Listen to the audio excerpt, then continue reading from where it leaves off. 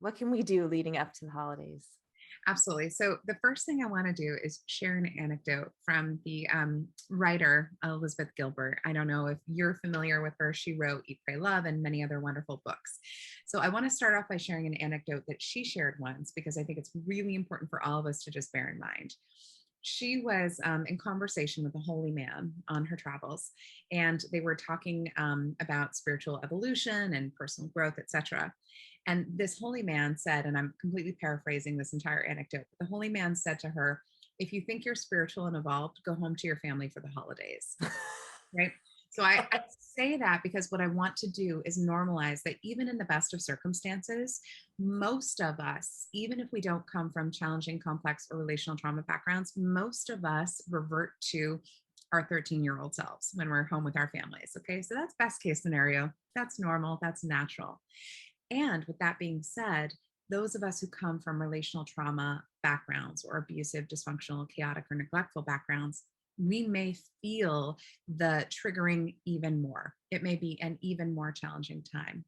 So, if you come from that audience, the first thing I want to say in advance of the holidays is permission.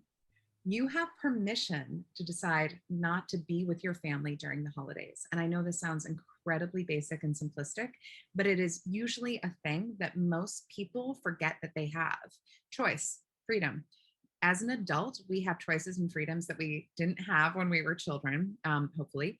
And in that case, it's very important to recognize that even though it is expected of you or it's what you have always done, you don't actually have to go home for the holidays and be with your family of origin if it feels like it's going to be too triggering or too overwhelming for you. So when working with my clients or my online course students, we always start from that place first. You have choice. Choice. Yeah. If you choose to not go, there's a set of things we can do to equip you to navigate the holidays if you don't spend it with them.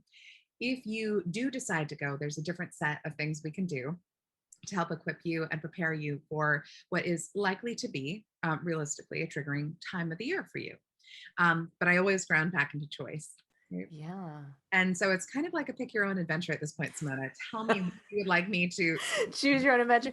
Wonder if we could do like two things to keep in mind if we choose the adventure of saying we're choosing not to, and two or maybe two or three resources if we choose to go be with our families. How's Absolutely. that? Okay. Perfect. Perfect. I love it. So we can go down each adventure path.